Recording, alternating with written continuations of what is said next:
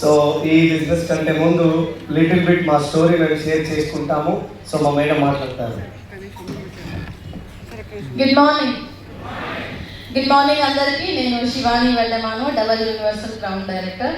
చాలా హ్యాపీగా ఉంది. సో December 6th నుంచి స్టార్ట్ చేసిరు అన్స్టాపబుల్ మిషన్ 2X అనేది. సో ఇవాళ ఫైనల్ డే అనమాట. FRF దగ్గర వచ్చింది. సో ఎక్సలెంట్గా నడిచింది ప్రతి ఒక్క సెషన్ కూడా. ఫస్ట్ ఆఫ్ ఆల్ సార్ వాళ్ళందరికీ కూడా thank you so much sir. ఎందుకంటే మనం 2 మీటింగ్లు కంటిన్యూస్గా చేస్తే 3వ మీటింగ్ పోనీకి మస్తు అలసిపోతాం. అసొంటిది సార్ వాళ్ళు December 6వ తారీఖు నుంచి ఇవాటి వరకు కంటిన్యూస్గా ప్రతి ఒక్క మీటింగ్ చేసుకుంటూ ఈ రోజు వరకు వచ్చినారు అంటే కేవలం అది మన కోసం మాత్రమే. సో వాళ్ళు చాలా స్ట్రగుల్స్ ఫేస్ చేస్తూనే మీటింగ్స్ చేస్తూ వచ్చినారు. సో మనం ఏం చేస్తున్నాము అని అంటే వింటాము, కాకపోతే కొద్ది రోజులు తర్వాత చూస్తాము, నెక్స్ట్ మంత్ స్టార్ట్ చేస్తాము అనుకుంటాము. సో ఈ బిజినెస్ స్టార్టింగ్లో నేను కూడా అట్లనే అనుకున్నా. ఎందుకంటే అసలు నాకు నెట్వర్క్ మార్కెటింగ్ గురించి నాకు ఐడియా లేదు. సార్ స్టార్ట్ చేసినారు, కాకపోతే సార్ని నేను ఎప్పుడూ డిసప్పాయింట్ చేయకుండా ముందుకు వచ్చినాం మేము. సో ఇప్పుడు రీసెంట్గా అందరూ చెప్తున్న FRU మీటింగ్ గురించి ఏదైతే ఉందో, ఫస్ట్ FRU ఆన్లైన్లో చేసినారు సార్ వాళ్ళు. అప్పుడు కరోనాలో జరిగింది కాబట్టి సార్ అటెండ్ అయినారు. ఆన్లైన్లో కూర్చొని పొద్దున్న లేస్తే ఆ స్క్రీన్ ముందు కూర్చునేటోడు. ఏంది 3 రోజుల నుంచి ఇట్లా కూర్చుంటుండు అనుకునేదాన్ని వాస్తవానికి నేను. సెకండ్ FRU ఢిల్లీ వెళ్ళినారు సార్. ఆ రోజు నేనే డబ్బులు ఇచ్చి మరీ ఢిల్లీ పంపించిన.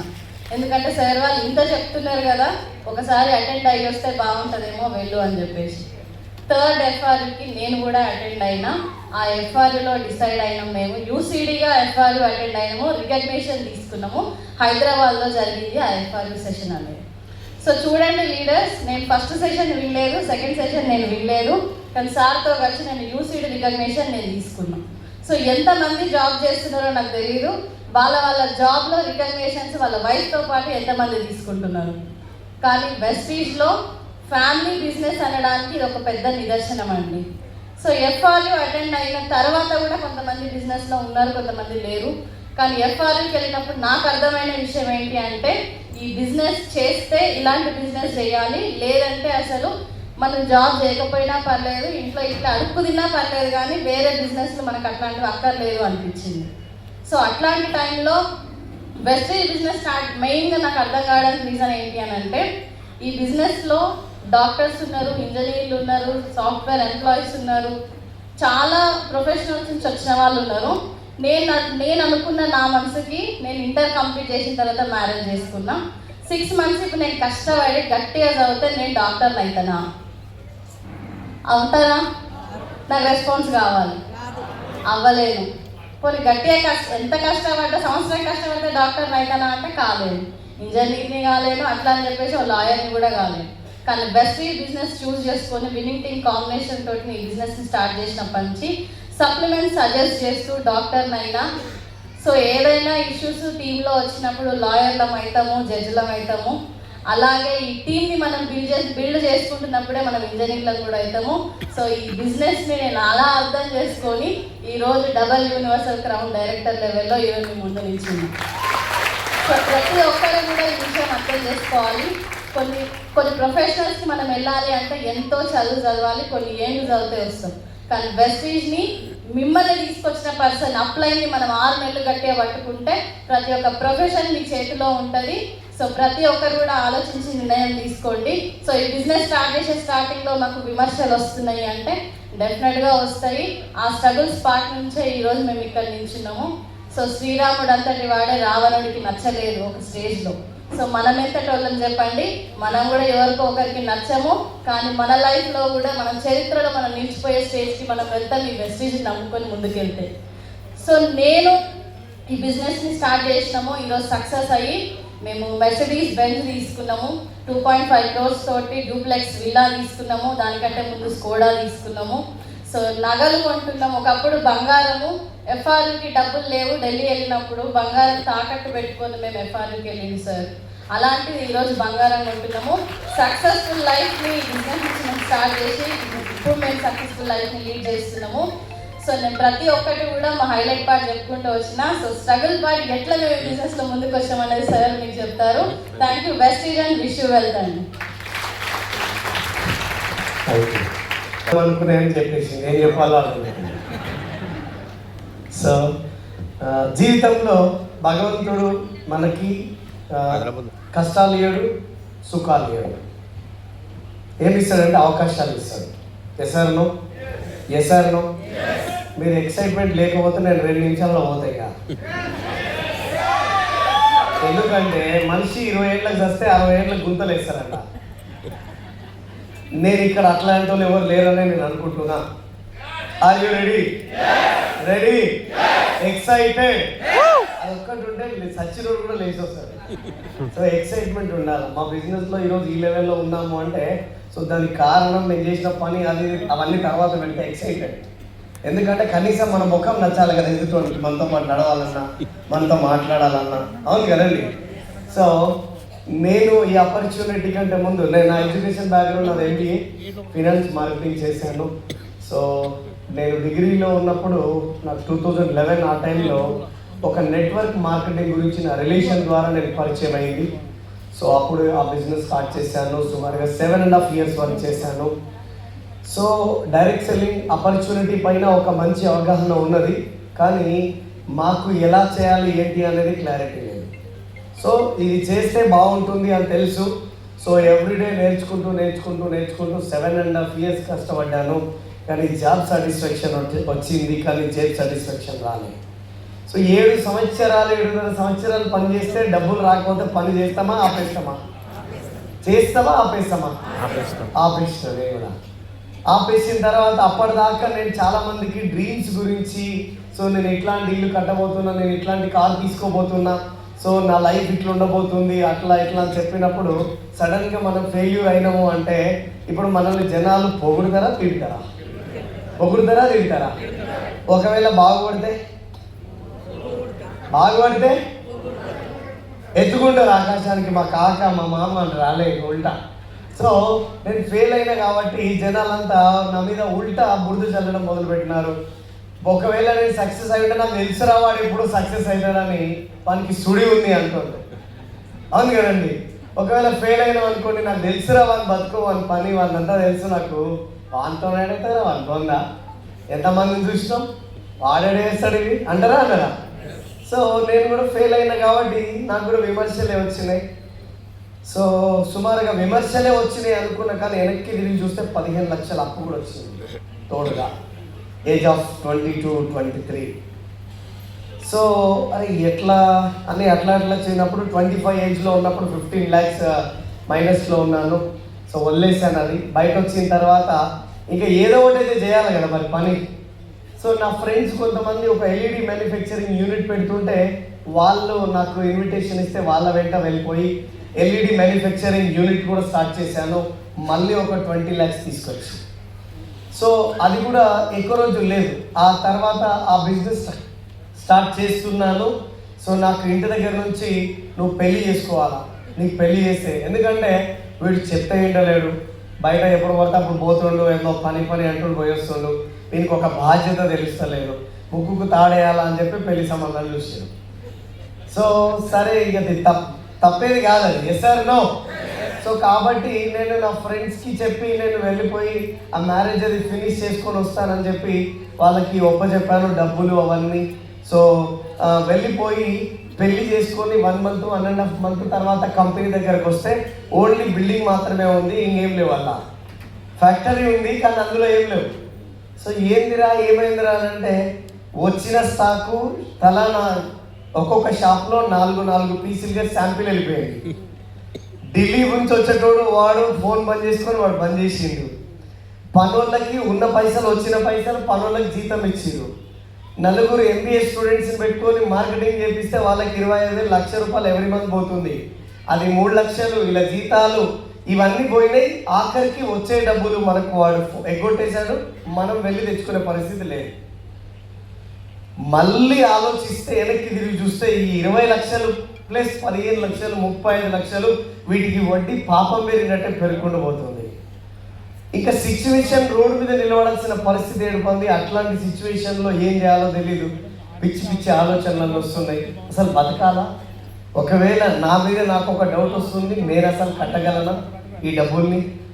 సో పొద్దుగాల లేచి వాకింగ్ చేస్తున్నప్పుడు ఒకే ఫీలింగ్ వచ్చేది, ఏదైనా బస్సు లారీ వస్తే అడ్డం పోతే అయిపోతుంది, నేను కట్టలేని డబ్బులు అని చెప్పేసి. రెండోది, అప్పటిదాకా మనల్ని శ్రీనివాస్ బాగున్నావా, ఎలా ఉన్నావు, అది ఇది అని మాట్లాడించేటోడు కూడా నా డబ్బులు నాకు ఎప్పుడు ఇస్తావు, నువ్వు సచ్చైనా సరే నా డబ్బులు ఇచ్చి చచ్చిపోవాలి ఎక్కడికి వచ్చింది. సో పరిస్థితి రోజు రోజుకు విషమించిపోతుంది, ఏం చేయాలో అర్థం కాదు. సో ఇంకా ఒకడికి తెలిస్తే ఒక బర్రె పోయి బురదలో పడితే 10 బర్రెలు పూస్తుంది, అవునా కదా. ఒకడికి తెలిసింది చాలు, శ్రీనివాస్ పడ్డామని అంటూ లాస్ అయిందని వాడే ఉన్నోళ్ళు అందరికీ చెప్పేసిండు, అరే వాడు బర్వాత అయినా రోడ్డు మీద పడ్డాడు, పోయి వసూలు వేసుకోపోరా లేకపోతే మీకు పైసలు ఇయ్యాడు అని. అందరూ మూకుముడిగా మన మీదకి దాడి చేసినారు. సో అప్పటికి నా దగ్గర ఒక కారు ఉంది, ఇచ్చేసాను. 2 వీలర్ ఉంది, ఇచ్చేసాను. సో నా వైఫ్ గోల్డ్ ఉంది, అది అమ్మేసి వాళ్ళకి డబ్బులు ఇచ్చాను. సో అన్నీ అయిపోయిన తర్వాత కూడా నేను ఇంకొక 16 లక్షలు ఉంది, ఇంకా నా వల్ల అవుతలేదు. ఇంకా రోజు రోజుకి నాకు చాలా ఇబ్బంది అవుతుంది, నెలలు గడిచిపోతున్నాయి. ఇంకా నేను వేరే పని గురించి ఆలోచించుకుందామన్న కంటే కూడా వీళ్ళని తప్పించుకొని కూడా అయిపోయింది. నేను ఒకటే 3 విషయాల మీద దృష్టి పెట్టినా. ఒకటి, అప్పులలో దొరకకుండా తప్పించుకునేది ఎట్లా. ఫస్ట్ వన్, ఒకవేళ దొరికిందనుకో కర్మ కానీ వాళ్ళకి ఏం చెప్పాలో ముందే రాసుకోవాలి మళ్ళా. ఎందుకంటే ఉల్టా పనులు చెప్తే ఓడుకోడు, ఇవాళ రేపట్లో తెలుగుతో కూడా ఓడినాడు. సో ఈ వీటి మీదే ఎక్కువ దృష్టి పెట్టేటోని, కానీ ఏదో ఒకటి చేయాలి అని ఆలోచిస్తున్న సిచ్యువేషన్లో నాకు అర్థమైంది, హైదరాబాద్లో ఇంకా బతకలేను నేను. సో ఊరుకోవడమే శరణ్యం, అటుపోయి ఏదైనా బతకాలి కానీ ఇక్కడ మనం బతకలేము అని చెప్పేసి, మా నాన్న ఆల్రెడీ ఫార్మర్, నేను కూడా ఆయనతో పాటు వెళ్ళిపోతే, ఊర్లో వెళ్ళిపోతే మెల్లగా డైరీ ఫామ్ అన్న నడిపిస్తే అయిపోతుంది కదా, ఇంకా ఏ జోన్ వద్దు, హైదరాబాద్ వద్దు అని డిసైడ్ అయిపోయినా. సరే అని ఊరికి వెళ్ళిపోయినాను. మా మిస్సెస్ తీసుకెళ్ళి వాళ్ళ ఇంట్లో, వాళ్ళ అమ్మోళ్ళ ఇంట్లో దిగబెట్టేసి నేను మా ఊరికి వెళ్ళిపోయినాను. సో నేను అప్పటి వరకు ఊరికి ఎక్కువ విలేజ్కి ఎక్కువ వెళ్ళేవాడిని కాదు. పొద్దుగాల వెళ్తే సాయంత్రం వచ్చేవాడిని, ఒకవేళ సాయంత్రం వెళ్తే మరుసటి రోజు మార్నింగ్ వచ్చేవాడిని. పెద్దగా పని ఉండేది కాదు, ఎవరితో మనం అంతా మొదలిచ్చే వాళ్ళం కాదు. హాయ్ అంటే హాయ్, బాయ్ అంటే బాయ్ నడిచేది అంతే. సడన్గా ఊర్లో వెళ్ళిపోయి నెల రోజులు ఊర్లో ఉండాల్సి వచ్చింది. ఎందుకు అంటే సర్టిఫికేట్స్ తీసుకొని బ్యాంకుల చుట్టూ తిరుగుతూ లోన్ కోసం తిరగడం స్టార్ట్ చేశాను. సో అరే వీడు ఊర్లోనే ఉండలేనోడు వీడు ఊర్లో వచ్చి ఇన్ని రోజుల నుంచి ఉంటుండంటే డౌట్ వస్తుందా నా జనానికి. ఆ డౌట్తో పాటు ఒక నెగిటివ్ కూడా పుట్టింది, వీడు హైదరాబాద్లో ఏదో లంగ పని చేసి అందుకే వచ్చి ఊళ్ళో పడ్డాడు వింటున్నారా. సో నా బతుకు నేను బతుకుదామన్నా కూడా ఎవడో ఒకటి బుద్ధి చల్లుతాడు మీద. సో ఈ జోలి చెవులు ఆ చెవులు పడుకుంటే అది మా అమ్మ దగ్గరికి వచ్చేసింది. మా అమ్మ నన్ను మరుసటి రోజు పిలిచి, పొద్దుగాల ఇంకా బ్రష్ కూడా చేయలే, బయట పిలిచింది. లేచి ఏందమ్మా అని పోతే చేతిలో 200 రూపాయలు పెట్టి హైదరాబాద్ పోయి అడుక్కోనైనా దీని కానీ ఊర్లో మాత్రం ఉండొద్దు, నువ్వు వెళ్ళిపోవాలి చెప్పేసి. అన్ని రోజులు అసలు బాధపడలే, ఎన్ని లక్షలు అప్పైనా కానీ ఆమె ఒక్క మాట అనేసరికి నాకు చాలా బాధ అయిపోయింది. సో ఇంకా ఇది తప్పేదైతే లేదు, ఇంకేం లేదు. ఆ 200 తీసుకున్నాను. వాస్తవానికి బస్ టికెట్ కూడా నా దగ్గర డబ్బులు లేవు. హైదరాబాద్ బస్ ఎక్కా, వచ్చా హైదరాబాద్కి. అప్పటికే నాకు ఒక వ్యక్తి ఫోన్ చేస్తూ ఉన్నాడు, శ్రీనివాస్ నిన్ను కలవాలి, ఒక మంచి బిజినెస్ ఆపర్చునిటీ ఉంది, నీతో డిస్కస్ చేయాలి అంటే. శివు నెత్తురు ఉన్నోడు ఎవరికైనా ఈ బిజినెస్ చేస్తాడా ఎవరైనా? మీరు నవ్వుతురుగా చెప్తాను. చేస్తారా చెయ్యరా? సార్ చేస్తారా చెయ్యరా? చేస్తారా? చెయ్యరు, నేను కూడా చేయలే. సో కాబట్టి అని నాకు చెప్తుండే కానీ ఇంకోసారి నువ్వు నాకు ఎవరికైనా చెప్పుకొని నాకు చెప్పకుండా నేను చెయ్యని బిజినెస్, నేను ఆల్రెడీ దీని అమ్మమ్మని చేసి వచ్చాను, ఇదేంత నాకు వద్దు నాకు అని చెప్పిన. ఇంకా నేనే ఉల్టా చెప్పడం మొదలుపెట్టినా కానీ లేదు నువ్వు గలువు, లేదు నువ్వు గలువు అని చెప్తుండే. సో ఆ ప్రాసెస్లో నేను అతన్ని బ్లాక్ లిస్ట్లో పెట్టాను. 8 నెలలు అయిపోయింది, నా ఫోన్ బ్రేక్ అయింది, మీరు ఏవిలో చూశారు. తర్వాత ఆయన చెక్ చూసిన తర్వాత నేను ఆయనను వెళ్ళి కలిసి ఈ ఆపర్చునిటీ గురించి తెలుసుకున్నాను. సో ఇక్కడనే చూడాలా, మీరు నన్నే చూడాలా. పోయేటోళ్ళు పోతారు, ఉండేటోళ్ళు ఉంటారు. రూపాయలు కావాలా వద్దా? కావాలా వద్దా? కారు కావాలా వద్దా? మరి అటు చూసి వస్తుందా, ఇటు చూసి వస్తుందా? మరి ఎందుకు మీరు అటు చూస్తారు? సగం అయితే మళ్ళీ పరిచయం అవుతుంది. చూడండి, వద్దు. సగం కారు వస్తే బాగుంటుందా మీకు? 1,00,000 రూపాయలు సగం కట్ట వేస్తే తీసుకుంటారా? మరి మీరు సగం ఎందుకు చేస్తారు? చేయొద్దు అట్లా. సో ఏడుకుపోయింది మన జోలి, అయిపోయింది. తర్వాత పోయినా, సార్ వాళ్ళ ఇంటికి పోయినా, కూర్చున్నా, ఈ బిజినెస్ గురించి మాట్లాడినాం. మాకు ఒక బుక్ చదివిన క్లారిటీ వచ్చింది. ఆధార్ కార్డు ఇవ్వమంటే ఆధార్ కార్డు ఇచ్చిన. అంతకంటే ముందు నా పరిస్థితి ఏంటంటే, దోస్తు కనబడి ఛాయ్ తాగదామంటే నేను ఛాయ్ పని చేసిన అని చెప్పేటోళ్ళు. ఎందుకంటే పుసుక్కున వాడి ఛాయ్ తాగదామని పిలిచి వాడు పైసలు ఇవ్వకపోతే నా దగ్గర పైసలు లేవు. నా పరిస్థితి చాలా దారుణం. అట్లాంటి పరిస్థితిలో ఇక నేను ఛాయ్ తాగేదిలే, ఛాయ్ తాగించేదిలే. సో అది నా పొజిషను. ఆ సార్ ఇంటికి పోవడం కూడా ఎట్లా పోయారనుకోరు, నడుచుకుంటూ పోవాలి, లేదంటే ఇంకెవరైనా లిఫ్ట్ అడిగి పోవాలి. కానీ అదే రోజు పొద్దుగాల ఒకటి మా దోస్తు ఫోన్ చేసి, అరే నేను తిరుపతి పోతున్నా, నన్ను ఎంజీపీఎస్ బస్ స్టాండ్లో దింపి బండిని కాడ పెట్టుకోరా అన్నాడు. ఆ బండి ఆడ దించి అదే బండి వేసుకొని వాళ్ళ ఇంటికి పోయినా. ఆడు పోయి ఈ బిజినెస్ గురించి నేర్చుకొని ఆధార్ కార్డు అడిగినప్పుడు ఇచ్చి, సో 3,000 పెట్టి ప్రోడక్ట్ కొనుక్కోవాలంటే మళ్ళీ ఆధార్ కార్డు కొనుక్కొని జేబులో పెట్టుకున్నా. 50 లేవు ఈడ, నువ్వు 3,000 కాడికి పోయినావు అని చెప్పేసి. సో దానికంటే ఒక 15-20 రోజుల ముందే సో నాకు ఇప్పుడు ఇక్కడ పాపను చూసారా ఈ పాప డెలివరీ అయింది. సో ఈ పాప పుట్టిందని మేము చాలా అంటే చాలా హ్యాపీ ఫీల్ అయినాం. ఎందుకంటే మేము ఇద్దరం అన్నదమ్ములమే, కానీ మాకు ఆడపిల్లలు లేరు తోడా. సో మా అమ్మ ఎప్పుడు అంటుండే, వీడు ఆడపిల్లనే కాకపోతుండే అని. అరే గిన్నెలు తోమంటే తోముతా, ఊడ్చమంటే ఊడుస్తా, తుడిచమంటే తుడిచి, ఇప్పుడు ఆడపిల్ల కావాలంటే ఎడపోవాలి నేను. సో కాబట్టి అదొకటి ఫుల్ఫిల్ అయిపోయింది. సో ఆ పాప వచ్చింది. కానీ బ్యాడ్ లక్ ఏంటంటే పాపకు మదర్ మిల్క్ లేకుంది. సో బయట మనం వాడే వస్తువులు, కెమికల్స్, సో వాటి వల్ల చాలామంది 100 మంది డెలివరీస్ అవుతుంటే అందులో 95 మెంబర్స్కి మదర్ మిల్క్ ఉండవు. ఆ 5 మెంబర్స్కి ఎవరికో, అది ఎప్పుడో అది వాడకపోతే చెప్పలేము. సో కానీ అది నాకు చాలా ఎక్కువ పెయిన్ఫుల్ అయిపోయింది అది. ఎందుకంటే దినదిన గండం 100 ఏళ్ళు ఆయుష్ నా పరిస్థితి. అట్లాంటి సిచ్యువేషన్లో నేను ఆ పాప కోసం ఎంత ఏడ్చామో. సో కానీ ఈ పాప పుట్టినప్పుడు నా ఫ్రెండ్స్ కొంతమంది డబ్బులు కట్టి ఆ పాపను తీసుకొని ఇంటికి వచ్చినాం. కానీ నాకు రెండో పాప శీప్తి అండ్ షియాన్వి పాప పుట్టిన తర్వాత నేను మెర్సిడీస్ బెంజ్లో ఇంటికి తీసుకుపోయినా. సో అంటే డ్రీమ్ ఫుల్ఫిల్ అవుతాయా కాదా, మనిషి డిసైడ్ అయితే కాదంటే ఏం లేదు. సో దాంతోపాటుగా 164 రూపాయల చెక్ వచ్చినప్పుడు ఆ చెక్ని స్టేటస్లో పెట్టుకుంటే ఇక నవ్వినోడే కానీ నవ్వనోడు లేడు కదా, పెద్ద కట్టయిగా. సో అట్లాంటిది ఇలా 10 లక్షల రూపాయలు హైయెస్ట్ ఇన్కమ్ తీసుకుంటున్నాం మెర్సిడీస్లో. సో బాగుంటుందా 10 లక్షలు వస్తే ఎట్లుంటుంది లైఫ్. కోటి రోడ్లలో నడి రోడ్లలో నడుచుకుంటూ పోతాం. సార్ నో టెన్షన్ కూడా ఉండదు, ఎందుకంటే ఎట్ట కొట్టుకుని 5 వస్తాయిగా, అంతే కదా. ఏమి లేకుండా 5 పడతాయి. 10 రాకపోయినాం, సగం వచ్చినా చాలు కదా. సార్ నో బాగుంటుందా ఎంతమంది కావాలి పైసలు? 10 లక్షలు. తలాస్తు దేవతలు ఉంటారు అందరికీ. ఎత్తుతే వస్తాయి, ఎత్తకపోతే రావు. 2 షేపులు వస్తే డబల్ వస్తాయి. అదో కాళ్ళు కూడా ఎత్తుతారు మామూలు. ఏదైతే అది అవుతుందండి, ఒక్కటి కావాలి ఒకటి అవుతుందండి. సో మనిషి ఆశాజీవి. కొడతా అంటే భయం ఉంటుంది, పెడతా అంటే ఆశ ఉంటుంది, అవునా కదా? సో అట్లనే స్టార్ట్ చేసుకుంటూ పోయినాం. చాలా మంది చెప్పినారు తిక్కలోడు వారా, పిచ్చోడు వారా, ఇవన్నీ ఏడవరకు అవుట్ అవుతాయిరా, నీతో అవుతుందా, నువ్వు చేయగలుగుతావా, అది ఇది అన్నారు. అరే చేస్తారా, నాతో అవుతుంది అని చెప్పిన. నాతో అయిందిరా అని చెప్పురామంటే ఎవడు కనబడతలేదు. ఇప్పుడు ఆయన చెప్పిరు బాగానే. 164 వచ్చినప్పుడు ఈలలు కొట్టిరు, హెలికాప్టర్ కొనమన్నారు.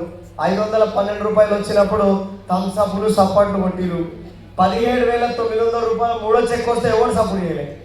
ఇలా 10 లక్షలు వస్తుంది, ఇంటికన్నా తిరుగుదామంటే ఎవరు ఇల్లు ఏడుందో తెలియదు నాకు. ఇన్ని బాధలు వచ్చినాయి. సో లైఫ్ మారిపోతుంది, కానీ డిసిషన్ మేకింగ్ పాయింట్ అనేది ఉంటుంది ప్రతి ఒక్క జీవితంలో. సో ఒక వ్యక్తి చాలా ఎక్కువ ఆల్కహాల్ తీసుకునే వ్యక్తి ఉంటాడు, కానీ సడన్గా ఆల్కహాల్ పనిచేస్తాడు. ఎస్ఆర్నో వాళ్ళ భార్య చెప్తారు, వాళ్ళ పిల్లలు చెప్తారు, వాళ్ళ చుట్టాలు చెప్తారు, ఎంతోమంది చెప్తారు, కానీ వినడు. కానీ ఏదో ఒక డిసిషన్ మేకింగ్ పాయింట్ ఉంటుంది, కానీ మొత్తం బంద్ చేస్తాడు. ఎస్ఆర్నో నా జీవితంలో కూడా ఒక మేకింగ్ పాయింట్ ఉంది, డిసిషన్ మేకింగ్ పాయింట్. సో దాని పేరే ఎఫ్ఆర్యూ. ఇందాక మా మేడం చెప్పారు మీకు. సో నిజంగా ఒకసారి జోర్దార్ క్లాప్స్. సో ఒకవేళ ఎఫ్ఆర్యూ అనే ఒక సెషన్ని నేను ఢిల్లీ వెళ్ళి అటెండ్ అవ్వకపోతే ఈరోజు నా జీవితంలో నేను ఇక్కడ నుండి మాట్లాడేవాడిని కాదు, నా పిల్లల బంగారు భవిష్యత్తు ఇలా ఉండేది కాదు, నా ఫ్యామిలీ ఇలా ఉండేది కాదు, నేను అసలు ఇలా ఉండేవాడిని కాదు. నన్ను పునర్జన్మ తీసుకున్న ఒక ప్లేస్ ఏదైనా ఉంది అంటే అది ఎఫ్ఆర్యూ. నేను ఢిల్లీ వెళ్ళడానికి 20,000 రూపాయల ఖర్చు చేసుకొని వెళ్ళాను. ఆ 20,000 రూపాయలు తీసుకోవడానికి పట్ట పగలు చుక్కలు చూసిన నేను. 6,000 రూపాయలు నా వైఫ్ ఇస్తే ఆ దానికి కొంత బంగారం అమ్మి డబ్బులు రెడీ చేసుకున్నాను. సో ఢిల్లీ వెళ్ళాను. ఒక్కరినే వెళ్ళలేదు ఢిల్లీకి, నాతో పాటు 10 మందిని తీసుకొని వెళ్ళాను. సో పోయేటప్పుడు అయితే ఏం అర్థం కాలేదు. నాతో పాటు తీసుకొచ్చిన వాళ్ళకి అబద్ధం చెప్పి పట్టుకపోయినా. ఏం చెప్పినా అంటే దేనికి పోతున్నారా ఢిల్లీ అంటే తాజ్మహల్ చూడడానికి పోతున్నా. మెట్రో అంటే అండర్ గ్రౌండ్ నుంచి పోతున్నా, నాకు చూడడానికి పోతున్నా. సో ఏమంటారు అది లోటస్ టెంపుల్ చూడడానికి పోతున్నా, రాష్ట్రపతి భవన్ జోలి అంతా. సో ఇవన్నీ చెప్తే నన్ను నమ్మి ఒకడు వచ్చిరు, వాళ్ళని నమ్మి ముగ్గురు వచ్చిరు, వాళ్ళని నమ్మి 5 మంది వచ్చారు, మొత్తం 10 మంది అయినాం. సో అట్లా పోతున్నాం కదా అని చెప్పి 10 మందిని తీసుకొని పోయినాం. సో అక్కడ నేను వాళ్ళకి అన్ని జోలి చెప్పి పట్టుకోపోయినా, కానీ అదృష్టం ఏమున్నదంటే వాళ్ళకి హిందీ అర్థమైంది, నాకు హిందీ అర్థం కాలేదు. సో తీసుకుపోయినోడేమో హిందీ అర్థం కాలేదు, కానీ నాతో పాటు వచ్చిన వాళ్ళకి హిందీ అర్థమైంది. సో నా పరిస్థితి చాలా దారుణం ఉండే ఆడ. పక్కోడు నవ్వుతే నేను నవ్వాలా, పక్కోడు ఏడిస్తే నేను ఏడవాలా. అది అన్నిటికంటే పెద్ద కష్టమైన పని అది. కానీ నా పక్కననే దోలుకపోయినోడేమో ఎంజాయ్ చేస్తుండు, సపోర్ట్ కొడుతుండు, ఎగురు దూకుతుండు. ఏంది రా వీడు పట్టణంలో పట్టుండే వీడు చెప్పిండు లేడని కాడికి వచ్చిన నేను, నాకు అర్థం కాకాలి. సో వాళ్ళకి జోలు చెప్పిన పోయి తిరుగుదాము, ఢిల్లీ తిరుగుదాం, అట్లా తిరుగుదాం అని చెప్తే ఆ మీటింగ్ విన్న తర్వాత వాళ్ళే డిసిషన్ తీసుకొని ఇచ్చారు, మేము ఎక్కడికి రా, మేము మీటింగే వింటాం. ఇంత బ్రహ్మాండమైన మీటింగ్ ₹1 ఇచ్చినా దొరకదు, నువ్వు పోతే పోగానే మేమైతే రామాని కాడికి వచ్చిన వాళ్ళు. సో ఆ మీటింగ్లో డిసైడ్ అయినారు. ఆ 10 మందిలో ఈరోజు 2 లేరు, కానీ 8 మంది 3 లక్షల నుంచి 10 లక్షల ఇన్కమ్ సంపాదించగలిగారు. అంటే ఒకసారి ఆలోచించండి, ఎంత పెద్ద మీటింగ్ అయి ఉండొచ్చు, అది ఎంత బ్రహ్మాండమైన మీటింగ్ అయి ఉండొచ్చు. Yes or no? Yes or no? So ఒకసారి ఆలోచించండి, జీవితంని మార్చే ఒక mega event, life turning point session అది. సో సో ఇంకొక విషయం చెప్పిపోతున్నా మీకు. అక్కడ మేము చూసి వచ్చిన తర్వాత డిసైడ్ అయ్యి నెక్స్ట్ ఇయర్ యూసీడీ కంప్లీట్ చేసుకొని మేము సార్ వాళ్ళతో మాట్లాడుకొని మహాగురువు, మహా మెంటర్ సో డాక్టర్ ఎస్పి భారీ సార్కి ఒకసారి give them big round of applause.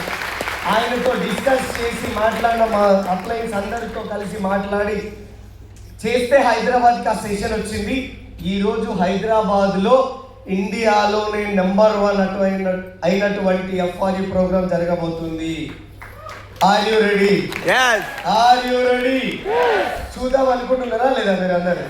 ఎంతమంది ఇప్పటికి టికెట్లు బుక్ చేసారు? ఇంకా తయారైనాం సార్ మేము కూడా అంటారు ఎంతమంది? కనబడతలేరు, వినబడతలేరు నాకు. ఏమంటారు సార్? దుంకుడేనా? దుంకాలి కంపల్సరీ. ముగ్గురా? ఓహో ముగ్గురు వస్తురా? ముగ్గురు ఎట్లా సరిపోతారు సార్? ఫ్యామిలీ మొత్తం వస్తురా? ఎస్ఆర్లో అదేనా? ఒకసారి give them big round of applause అబ్బాయి సార్కి. ఫ్యామిలీ మొత్తం, నా ఫ్యామిలీ మొత్తంని తీసుకొచ్చి కూర్చోబెట్టిన ఒక సెషన్లో. ఒకప్పుడు ఎవరికి వారే యమునా తీరే సిచ్యువేషన్ ఉండే. రోజు పొద్దుగాల జూమ్ మీటింగ్ అటెండ్ చేసి స్పీకర్ పెట్టి మా ఇంట్లో పెడతాము, అందరూ జూమ్ మీటింగ్ వింటారు. మా అమ్మ, మా నాన్న, మా అన్నయ్య, మా వదిన, పిల్లలు, నేను, నా వైఫ్, మేము అందరం రోజు జూమ్ మీటింగ్ వింటాం. వీళ్ళందరూ తీసుకొని ఎఫ్ఆర్యూ అటెండ్ అయినా వాళ్ళు ఎఫ్ఆర్యూ చూసిరు, నాకు సపోర్ట్ చేయడం మొదలు పెడితే 1 సంవత్సరంలో అక్కడ నుంచి నేను డియూసీడీ కంప్లీట్ చేసిన. అంత బ్రహ్మాండమైన సెషన్ మీరు వినబోతున్నారు. ఇది జస్ట్ ట్రయల్ మాత్రమే. సో సినిమా ఆడ బాకీ ఉంది. Are you ready? Are you ready? So మనిషికి ఒకటే, ఐ నో ఎవ్రీథింగ్ అనే యాటిట్యూడ్ ఉండొద్దు, ఈగో అనే దాన్ని దగ్గరికి రానియద్దు. సో ఈ 2 అహం, ఇవి 2 లేవు అంటే you are the successful person. So ఎందుకు ఈ మాట చెప్తున్నా అంటే, చాలా మంది డబ్బులు వస్తుంటేనే వాళ్ళు ఏమంటారు, ఐ నో ఎవ్రీథింగ్ యాటిట్యూడ్లోకి వచ్చేస్తారు. నువ్వే నాగైపోయి నా తెలియదా అని ఒక దాంట్లో వచ్చేస్తారు. కొన్ని రోజుల తర్వాత మీకు ఒక చిన్న స్టోరీ చెప్పి నేను వెళ్ళిపోతా. చెప్పాలా? Are you ready? సో ఒక శ్రీకృష్ణ పరమాత్ముడు ద్వారకలో ఉన్నప్పుడు గరుడ పక్షి ఆయన దగ్గర వెళ్ళిపోయి, ఏం స్వామి నా అంత స్పీడ్గా పరిగెత్తటోడు ఇంకా లేడుగా ఈ భూమి మీద అన్నాడంట. సో అన్నప్పుడు ఆయన నవ్విండంట. ఎవరు? శ్రీకృష్ణ వారు నవ్వినారంట. సో కొంచెం ముందరికి వెళ్ళిన తర్వాత సుదర్శన చక్రము ఆయన దగ్గర వచ్చి, నా అంత పవర్ఫుల్ ఇంకా ఏమైనా ఉందా స్వామి? ఏం లేదు కదా అని చెప్పి. సో మళ్ళీ నవ్విండంట. లోపల వెళ్ళిన తర్వాత ఆయన భార్య అయినటువంటి ఏం పేరు సత్యభామ, ఏం స్వామి త్రేతాయుగంలో సీత కంటే నేనే అందంగా ఉన్నా కదా అని చెప్పిందంట. అప్పుడు మళ్ళీ నవ్విండంట. నవ్వి, నువ్వు అందంగా తయారయ్యి ఒకసారి రాపో అని చెప్పిందంట. సరే నాకు లోపల వెళ్ళిందంట. బయట వెళ్ళిపోయి గరుడ దగ్గరికి వెళ్ళి, గరుడ హిమాలయాలలో ఒక వానరం తపస్సు చేస్తూ కూర్చుంది. సో నువ్వు అక్కడికి వెళ్ళి ద్వారకలో నీ కోసం రాముల వారు వెయిట్ చేస్తున్నారు అని చెప్పి రా అని చెప్పిందంట. అక్కడి నుంచి సరే అని చెప్పి వెళ్ళిపోయి హిమాలయాలలో ఉన్న వానరం దగ్గరికి వెళ్ళిపోయి, వానరం ద్వారకాలో నీ కోసం రాముల వారు వెయిట్ చేస్తున్నారు అంటే గరుడ కంటే 1000 రెట్ల వేగంతో వెళ్ళిపోయినాడంట. హనుమంతుడు అక్కడ వచ్చి నిల్చున్నాడంట. సో ఇప్పుడు గరుడకి ఏం తెలుస్తుంది? ఒరే నేనే తోపు అనుకున్నా కానీ నాకంటే తోపడు కూడా ఉన్నాడు రా నాయన అని చెప్పేసి, అవునా? సీదా శ్రీకృష్ణ వారి దగ్గరికి వెళ్ళిపోయి నిలబడినాడంట. అయ్యా నన్ను రమ్మన్నారంట అని. ఏమి హనుమ, నిన్ను ఎవరు అడ్డుకోలేదా లోపలికి వచ్చేటప్పుడు అంటే, అదేదో పంట తిరుగుతుంది కానీ దాంతో పోటీ పడితే లొల్లి పెట్టుకుంటే మిమ్మల్ని కలవడం ఎక్కడ ఆలస్యం అవుతుందో అని దాన్ని నవిలేసి వచ్చినయ్యా అని చెప్పిందట. అయిపోయింది కదా దాని పద కూడా. సో ఆయన లోపలికి వెళ్ళిపోయిన తర్వాత ఈ చెలికత్త ఎవరు, నా సీతమ్మ ఎక్కడ అని అన్నాడంట ఆయన. సో క్లారిటీ వచ్చేసిందా? So I know everything. ఇది చాలా పెద్ద తప్పు. ఎవ్రీడే నువ్వు నేర్చుకుంటూ ఉండు, నేర్చుకుంటూ నీ జీవితాన్ని కొనసాగించు. ఖచ్చితంగా అద్భుతాన్ని నువ్వు నీ జీవితంలో చూస్తావు 365 రోజులలో. So I wish you all the best. God bless you. Thank you very much and back to us.